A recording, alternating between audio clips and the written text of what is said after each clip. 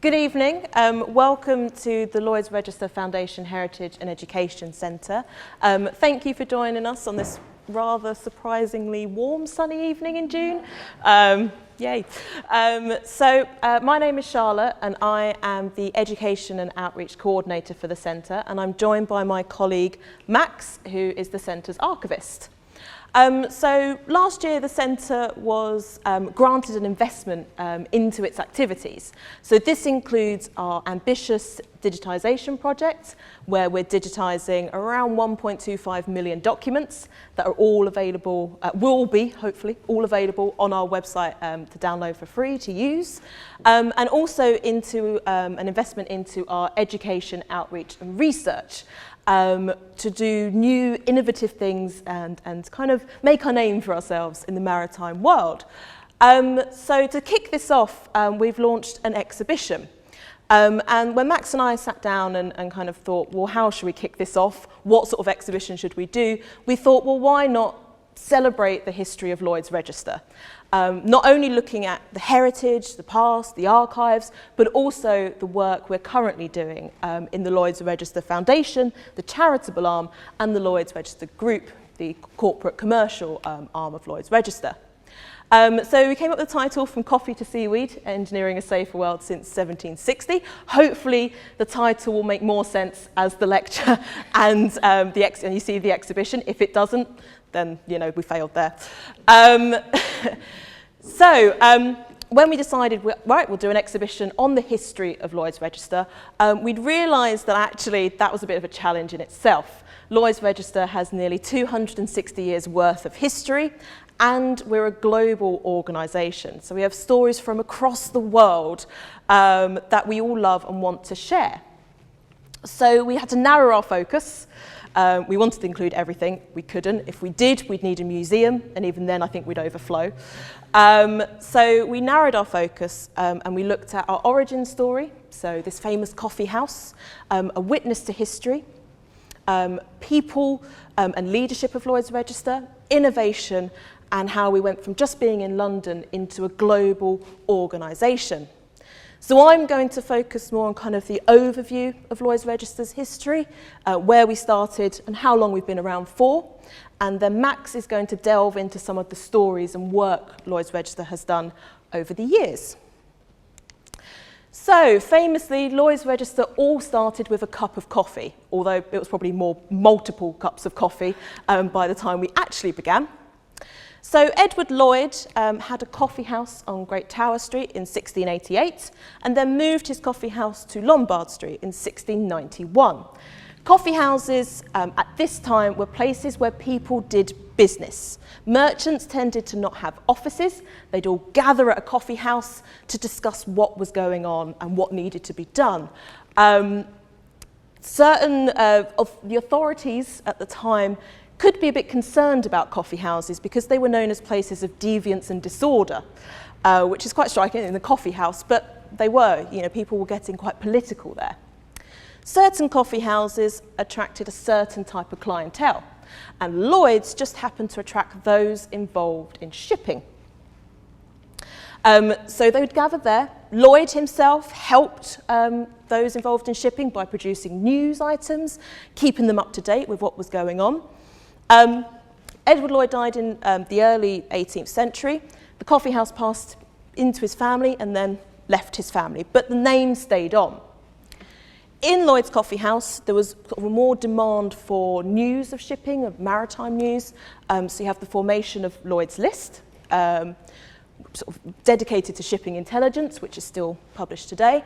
And then, of course, you have the formation of Lloyd's of London, looking at insurance, a very separate organisation to what then came at Lloyd's Coffee House, which was Lloyd's Register in 1760. Lloyd's Register was focused more on classification and the safety of ships and the preservation of life and cargo at sea. Why were they so keen on safety? Why class a ship? So in the 18th century, Europe was discovering more of this unknown world. Of course, it was known to everyone else. We just didn't know it was there at the time. So in our collection, we have a rather lovely volume, a collection of plates looking at the voyages of Captain James Cook. The plates show places he visited, the people he encountered. So here we have the ice islands. And one part of this volume is a map charting his voyages in the 1770s. And we have this map on display in our exhibition, so you'll be able to see it in a little while. When you look at this map, you can see just how far ships had to sail and travel. They were going to new lands, trade was becoming bigger, more cargo was being carried, more people were being carried, ships were being lost, cargo was being lost, people's lives were being lost. It was a dangerous industry. So therefore, the group at Lloyd's Coffee House decided that a register book and therefore classing and surveying ships was needed. It was better to know that ships were safe and seaworthy. So they introduced a register book. Very straightforward, seemingly, but you'd have the name of the ship and then details relating to the master, the owner, ports travelling from and to, tonnage, at this time information on the guns, but then importantly a classification. You know, was a ship seaworthy? My colleague Max is going to talk more about classification and the development of it later on in the talk, but you can see this is a very sort of straightforward idea and actually an incredibly important thing. So in the 1764 register book, there are 4,118 ships listed. The most popular name of a ship at this time was Nancy. So make of that what you will. And then the register book from there kind of grew, and it's now multiple volumes, still being published today. So because we started life in 1760, we have of course witnessed a lot of history. We have seen things change, we've been challenged by things, we've influenced things, we've been at the forefront of history, and we've had sort of history happen to us. You know, we're involved in both the First and Second World War, both with men serving, but also working on the surveying of ships and shipbuilding across the world. We've had a really unique perspective on how things have changed since 1760. So one of the most infamous events of the start of the 20th century was, of course, the sinking of the Titanic. Now, Lloyd's Register at this time was involved in classing big ocean liners. You know, people wanted to cross oceans, see the world, travel on these vast ships. So we classed ships like the Mauretania and the Aquitania. We did not survey or class the Titanic. It was not us. We did work on the Anchor. The Anchor worked, you know, so that's good. So when the Titanic sank, Lloyd's Register was blamed. And Andrew Scott, our secretary, wrote to the Times. He was quite angry about this, as you can imagine, but he wrote to the Times and he said, "The vessel as built did not come up to the requirements of Lloyd's Register for a vessel of her dimensions." So we didn't survey or class her. However, following the sinking of the Titanic, the governments, of course, wanted to ensure that this didn't happen again. Safety at sea was a priority, and of course you have the Safety of Life at Sea Congress, and who better to ask about safety, making sure ships were safe, than Lloyd's Register. So we were involved afterwards in kind of how do we make sure this doesn't happen again. So that's a really unique perspective into one of the most famous events in history. In our collection, we of course have material relating to the work of Lloyd's Register, relating to all sorts of things we did, but we also have information on significant and then insignificant historical events, which are fascinating. One of my favourite items in the collection that is on display in the exhibition is a photo album from Queen Victoria's Diamond Jubilee and the Fleet Review that was held. So fleet reviews were a way in which the monarch could review the fleet, usually held for jubilees and coronations. The last one was held in 2005 to mark the Battle of Trafalgar. So Lloyd's Register were invited to attend, and they spent the day aboard a yacht. The photo album shows wonderful little snippets of kind of their day on that yacht, how much they enjoyed it, all the games they were playing, the drinks they were having, as well as photographs of some of the ships that had attended. So with the fleet review, Queen Victoria herself didn't actually attend. She sent her son, the Prince of Wales, her daughter Vicky, and several of her grandchildren. When they arrived home that night, Victoria notes in her diary that they had not enjoyed the day because it was appalling weather, which isn't surprising considering it took place in June. So there you go. The staff of Lloyd's Register seemed to have a great time, so who knows actually how much that day was enjoyed. But you'll see the photo album in the exhibition. So from our formation, we have had a home here in London.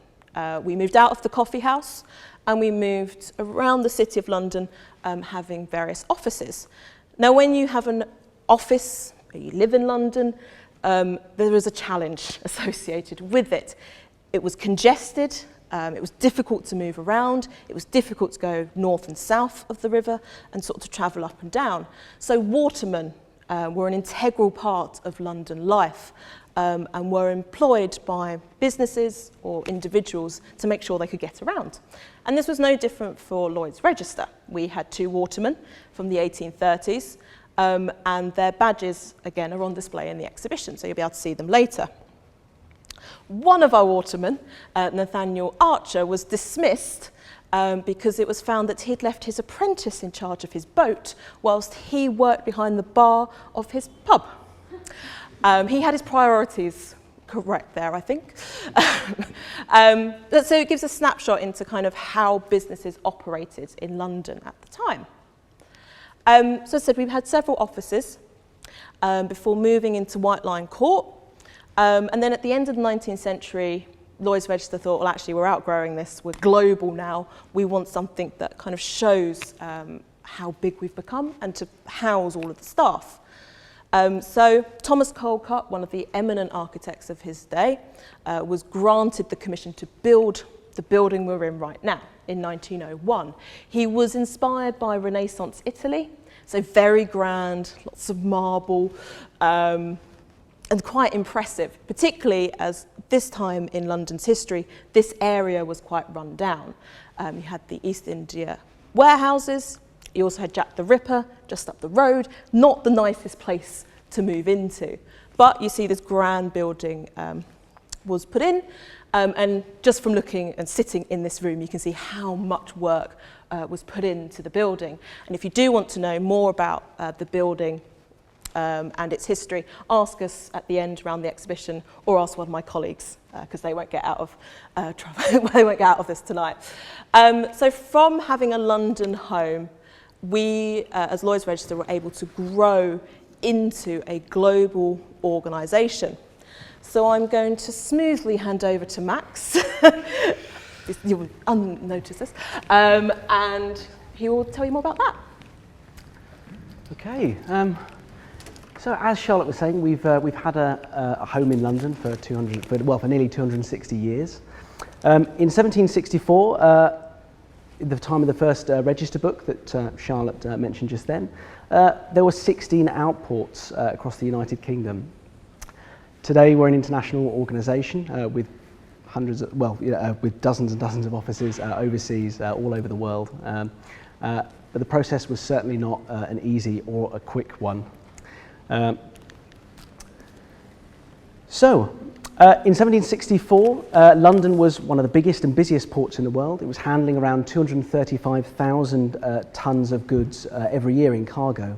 And for a very long time, it wasn't seen as worthwhile to actually put surveyors abroad when so much building and commerce was going on within the UK. But with the growth in shipping, with the growth in the British Empire as well, Lloyd's Register and the General Committee found that this would change very, very quickly. From 1834 onwards, with the reconstitution, it was found that there were several applications that were made around the world for surveyors to be appointed to ports as far away as Egypt in 1834, in the Netherlands in 1836, and even as far away as New Zealand in 1840. So there was evidently a growing overseas demand for standards of classification, but the General Committee expressed a concern really that the society just wasn't quite ready at that point.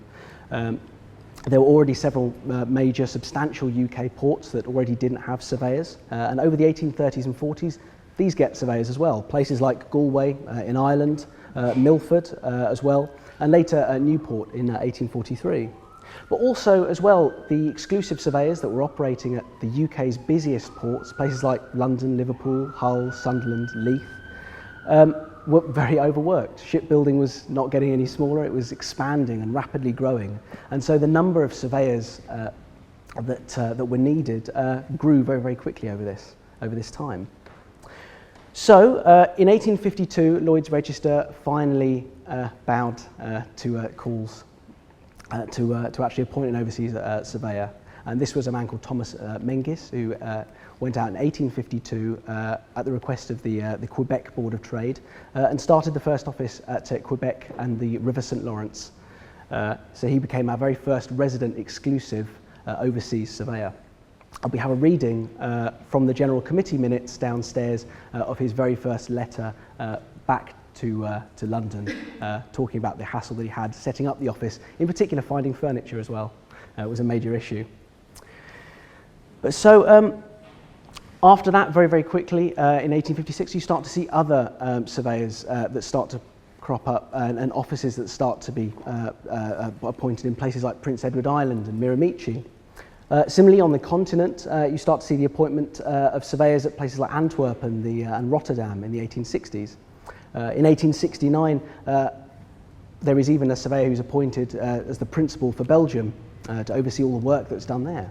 And 1869 is a really key moment in Lloyd's Register's history as well, because it coincides with the appointment of Joseph Tucker to Shanghai, now our biggest office today. So by the time we moved into this office, 71 Fenchurch Street in 1901, we were working at about 141 offices across 44 countries in ports like New York, San Francisco, Sydney, Melbourne, Calcutta, Hong Kong, and many, many, many more. So one of the major problems of the 20th century became how best to govern what was becoming a really sprawling international organisation. Especially with a very busy, bustling administrative centre here at 71, how do you keep in contact with these very distant and often remote overseas ports at the very end of the other end of the world? Visitation committees had previously done a good job in the 1830s onwards of visiting UK ports and providing an appraisal or an audit of those ports, where they looked over their bookkeeping, they spoke to local shipbuilders, and they made sure that they were sticking to rules and regulations and standards. But of course, by the late 19th century, with the expansion overseas, this became much harder. It did happen in the 1870s. We know that a delegation under our secretary, Bernhard Weymouth, was appointed and toured around the offices in the United States. This also happened again during and just after the First World War by the Secretary Sir Andrew Scott. But still, it was very infrequent. And so what you then start to have at this point is the appointment of surveyors who are responsible for areas and nations. So I spoke very briefly about the surveyor that was appointed to oversee the work in Belgium, but there was also very quickly somebody who was appointed, Thomas Congdon, in 1882 to America. Not long after that, there was also a principal surveyor for Germany in 1912, and by 1924 there was a principal surveyor for Australia and New Zealand. But one of the other great structural changes as well, which came as a result of the First World War, were the creation of national and area committees. Really, a big part of the expansion, the globalisation of Lloyd's Register was in the fact that we actually had to devolve power and give it away so that those people in those localities were able to govern in their localities. And to keep to those standards and regulations, and to help with the shipping, the local shipping communities that they were working for. But a key part of this globalisation process was working in innovation. This was one of the things that really fostered this overseas movement. And so for many people that perhaps are familiar with Lloyd's Register, you may know us as Lloyd's Register of Shipping. Perhaps one of our most lasting innovations is the creation of A1. Perhaps the most lasting innovation, the creation of an international mark or a standard of quality. And is even in common usage now. The Oxford Dictionary describes A1 as first rate, excellent, the very best. It also crops up in the very first slang dictionary in 1874. And it says, A1, the highest classification of ships at Lloyd's Register, common term in the United States and in Liverpool and other English seaports. Some people choose to say A1 for no reason, however, beyond that of being different from other people. And it is different. It is a different system. In that very first register book that Charlotte had put up on the screen earlier from 1764, the highest classification for a ship was AG. The A meaning the condition and the quality of construction of the hull, and the G, the second figure for the condition and quality of the outfitting, the rigging, the masts, the spars. In 1768, we start this letter is replaced with a figure, and we see A1 for the very first time. Later on, you start to see this addition of a Maltese cross as well in 1853, which became an international sign that a ship had been surveyed by Lloyd's Register during her construction anywhere in the world. Also, by the time we get to the 1870s as well, the system of classification changes and our understanding of how long these ships can last for changes. The reason it became 100 is due to an apocryphal tale that iron ships could supposedly last for 100 years. And so by the time we get to 1874 as well, the outfit is expanded not just to include masts and spars and rigging, but to include engine, machinery and boilers as well, things that a ship physically really couldn't do without, most ships these days anyway. And so by the time we get to the 1940s, this emphasis on high standards led to the abolition of these lower standards of classification. And it meant that a vessel was either safe or it wasn't safe. It was either plus 100 A1 or it was nothing. And so even though the nature of A1 has changed considerably in its application and in its form, it's still a byword for quality, and it still remains. So obviously surveying ships, this is one of the main, historically one of the main pursuits of Lloyd's Register. And in the 1764 register book, the largest ship that was classed was a Norwegian ship built in 1756 called the Prince Ferdinand, and it was about 900 tons. Now today, in about 2017, that ship there, the Prelude, the largest floating liquid natural gas facility, entered LR class, and that is a scale photograph. It displaces about 600,000 tons, and it required about 260,000 tons of steel to build. Now, the Prelude, we know, built in South Korea, required skilled technical workers of about 5,000 people. The Prince Ferdinand in 1756 was probably built by less than 50. Also, to class the Prince Ferdinand, she required just that one line in the register book that we saw earlier. The Prelude has about 12,000 official pieces of documentation and about 924 different certificates. That's just for the turret as well. So, moving forward, another major innovation that some of you may have known is the load line, commonly referred to also as the plimsoll line. It should be noted as well, it's a small bugbear of Lloyd's Register that plimsoll gets all the credit, but from 1835, Lloyd's Register was actually prescribing a freeboard, the distance between the waterline and the top of the upper deck, to be shown on ships to avoid the problem of overloading that plimsoll became very well known for. So 50 years before this, Lloyd's Register were already recommending this. So by the time the Merchant Shipping Act comes into play in 1876, prescribing in law that all ships must have that sign on their side. Plimsoll managed to get this through Parliament using tables of freeboard that had been designed and drawn up by LR's chief ship surveyor, Benjamin Martel.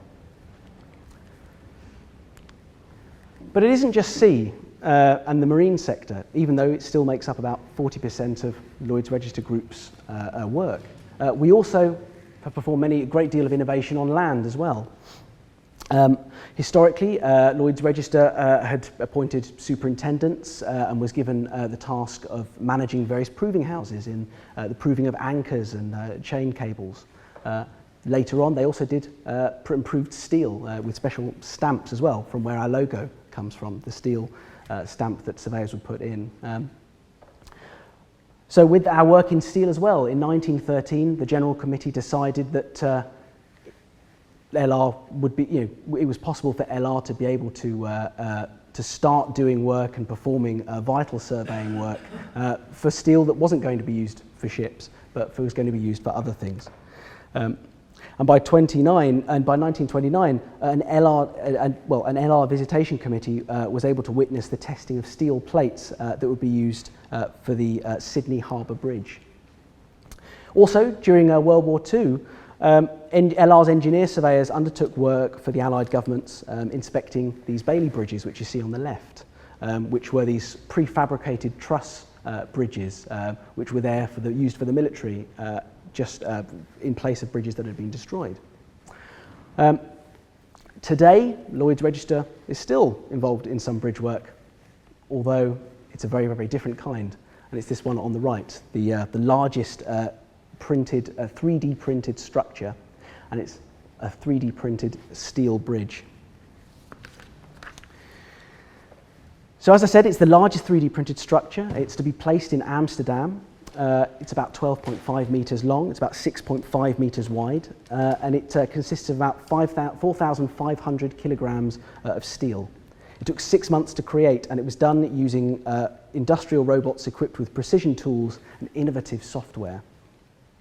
But on top of that, the bridge is also a network of sensors. It's going to create a digital twin that can measure the tread of the foot tread, the weather conditions, the pressure, the strain, and this smart data will be used going forward to create bigger and better infrastructural projects like this. LR has also done an awful lot in the air, which is very surprising to people that often associate us purely with shipping. But in the 1920s, following the formation of the RAF, there was a great phenomenon of flying. There were huge numbers of private flying clubs. Light aircraft were being manufactured on an unprecedented level in the 1930s.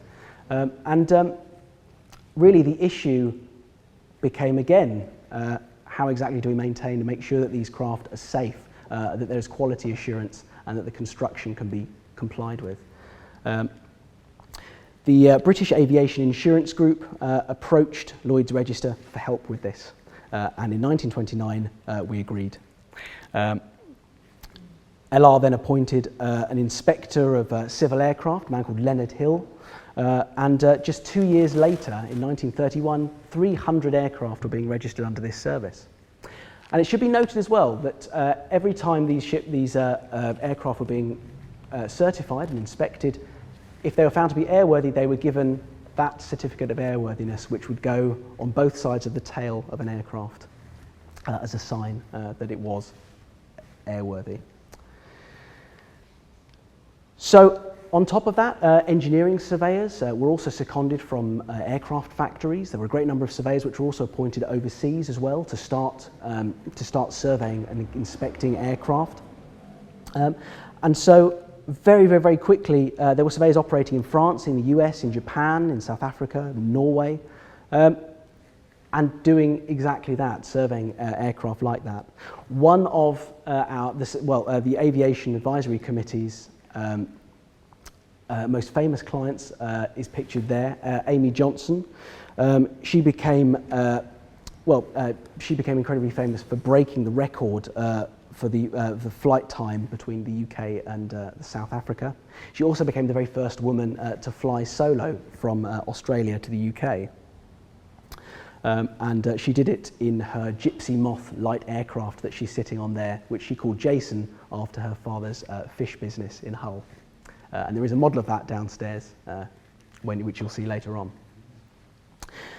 Later there was a reversal in this government policy, and the responsibility of surveying aircraft was taken away from Lloyd's Register and given to an independent body in 1934.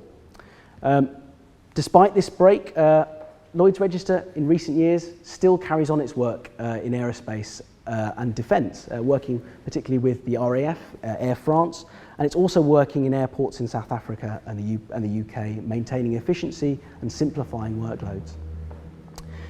So even though there is this emphasis on technology and change and embracing innovation, our core values have always been the same. It's to protect life and property in the sea, but also on the land and in the air. So none of this global expansion and innovation would have been possible without the people at LR. That's the chairman, the secretaries who are running things, all the way down to the local surveyor, right at the very bottom, the ground troops of Lloyd's Register. So they carried a huge amount of influence in the shipbuilding and seafaring communities. They had to be experts, they had to be technically proven, but they also had to be trustworthy. It's worth noting that in 1834, when the society was reconstituted, to take one surveyor, for example, Walter Peyton, the surveyor at Leith, he was responsible for all ship survey requests between Berwick and Fife, as well as all of the ports along the Firth of Forth. Now that's an incredibly large area of space, about 60 miles. And he was responsible for that on his own. And again, so how operating so far away from the administrative centre at London, the issue was, well, how are they trustworthy? How can they be kept in check? One of the ways that LR got around this was actually paying them a decent wage, which offset this threat to bribery. The exclusive surveyors who were operating in the busiest ports were being paid about £150 to £200 a year. And just to give an idea, a skilled craftsman or a tradesman at that time was being paid around about 100. And in fact, LR's first principal surveyor, George Bailey, pictured in that cartoon on that ship, was actually offered a bribe when he was on a job and actually threw his tempter overboard, as depicted in the cartoon. So, as well as the members of staff, well, in addition to members of staff, we have our staff Bibles, which are really a huge, great resource that we have at our disposal. That is a page from one of our staff Bibles, and it gives a surveyor's entire working life on one page. It gives their birth, when they were appointed, what ports they served at, what year, what their salary was, whether they got married, whether they had children, what their pensions were, and lots and lots of other information. So they're a great resource to be able to use. But this particular one, along with this picture, has been chosen because it's of John Lawrence, who was a surveyor at a number of ports, but was actually the grandfather of T.E. Lawrence, better known as Lawrence of Arabia. So it's worth noting as well that in 1834 there were about 63 surveyors, aged between about 30 and 50. Today we have about 6,700 technical staff working across the globe. So, governing LR at the top level was done by both a chairman and a secretary. Each of them brought a good and unique innovation with them, and one of the great forces in LR's history was Bernhard Weymouth. He was a very noteworthy member of staff and a very key figure in our history. He joined LR in 1853 as a surveyor. 5 years later, he became a senior surveyor in London. He also personally designed one of the fastest T-clippers afloat, the Thermopylae, in 1868, which became very famous for making a record time between Melbourne and in the UK, well, Melbourne and London in just 60 days, beating the Cutty Sark. So he was also great technically minded. He had an amazing knowledge of composite shipbuilding, ships built with an iron frame with wooden planking. And during this time in the 19th century, this was really crucial in helping LR to stay modern and stay current and to update their rules and regulations so that their surveyors knew exactly how they were going to be surveying these vessels. He also had a great knowledge of steel shipbuilding as well, which was, as we now know, going to be incredibly important in maintaining the relevance of a classification society like Lloyd's Register. But he didn't just do that as well. We know he was also great altruist. He cared a lot about his staff, and we have two very good records of that, which you'll see in the exhibition. Two very large presentation volumes which were given by the staff at Lloyd's Register. All illustrations in them were done by Harry Cornish, a very talented surveyor and artist. But they were given essentially as a thank you from the members of LR's staff for the very first pension scheme, something that I think a few people in this room are very thankful for. So thank you very much for listening. I really hope that you enjoyed it, and if anyone has any questions, please feel free. Regarding the Titanic, I remember seeing a TV documentary about how there had been a fire in one of the sections, which before it first sailed, and it was allowed to sail by the White Star Line. Would Lloyd have been aware of that fire? Lloyd's Register, I think that if it came out as a result of the Board of Trade inquiry and things like the House of Commons or even the American Senate inquiry, then companies like Lloyd's Register would have been made aware of it then. But prior to that, no, I don't think they would have been, no. Can I ask who set the standards of like seaworthiness right from the start, and who is it doing it now? Like which bodies? From the start, well, from the start, there's a little bit of mystery, really, in terms of the original members in 1764. In terms of how it's run today, it's something that's continually updated. Charlotte, I don't know if you had any. Yeah, I mean, you know, the origins, they would have consulted those that had been at sea, you know, those that were involved in shipbuilding. And then with every new development, Lloyd's Register allowed for time for it to sort of be shown how seaworthy it was. You know, once they understood wood, then, you know, iron comes in and steel and, you know, all that, and then it becomes more confusing. So they let time kind of pass to see kind of the pitfalls of surveying. I'm not sure if my colleagues have any more detail on that.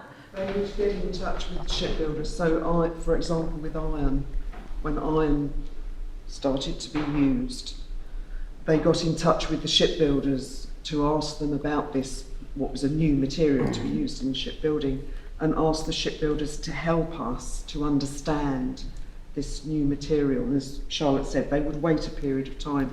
So with iron, it was actually, we had sort of very basic rules for about 20 years. Yes, they kept being changed a little bit, but they were still very, very basic until Lloyd's Register was very comfortable in actually putting the principles into their rules, and then bang, it was a, you know, full-blown rules for iron ships actually in 1870.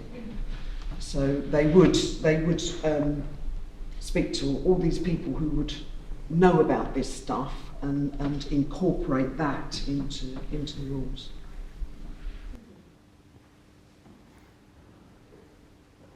Great. So, Can I ask again about the Titanic? So did Lloyd's Register survey the ship but not agree that it was seaworthy, or did they just not survey it? didn't survey it. We weren't involved in it at all.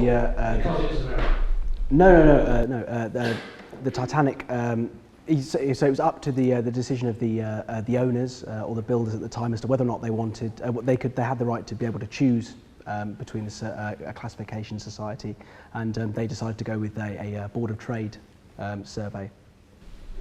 So how many surveyors or society of surveyors are there in the world? Like, are there any possibilities that if I were ship owners, I would register my ship somewhere else, like where the regulations is a lot weaker compared to like England, and be able to send my ships around and actually to its sink?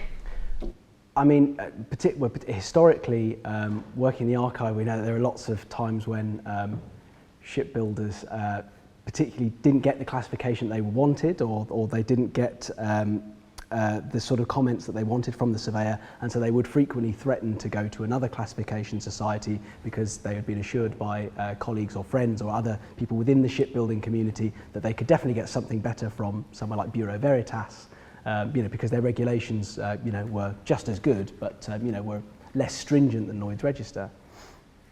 So they can do arbitrage. Sorry? They can arbitrage the regulations by going for different rating agencies and actually get a seaworthiness and still sail. They could certainly go to a different classification society which might have slightly different rules, but these days it's more set.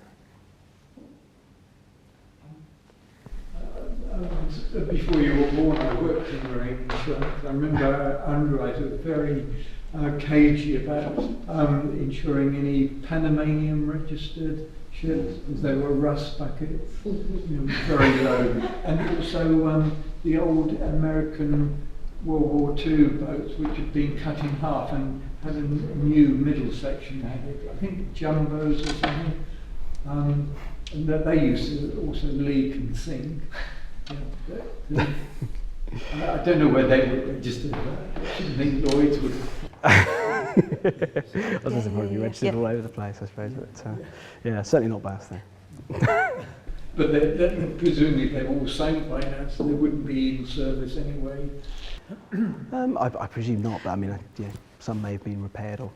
So colleagues from group are going to step in with this one. Let me just add a little bit if I can. I'm Martin Cotton, the Group Technical Assurance and Quality Director. So class societies have traditionally competed, as you will well understand, well you will well know, but perhaps for other people, on the basis of our ability to set appropriate rules based on our own understanding. That structure of committees which Max talked about is our network of intelligence across the various stakeholders in the industry. But effectively, as he described, it's a competition between class societies as to who can set rules which are effective, but also cost effective to implement for the ship owner principally. But in recent times, it's worth saying that the major class societies, of which there are around 6 in the world, but probably 3 who dominate within that, there's been an increasing tendency to cooperate to set common rules for ships for the major types of ship, so that actually then the differentiator becomes the service that's provided, but the core rules remain the same. And obviously there are some efficiencies there around the fact that the industry as a whole, if you like, and the experience of that bigger population of ships in service is contributing to maintaining one common set of rules. So that's kind of the direction of travel, but there's still an element of competition around technical standards as well for certain ship categories. Thank you. Right, so I think now's probably a good time to take you down. Yeah. That's okay.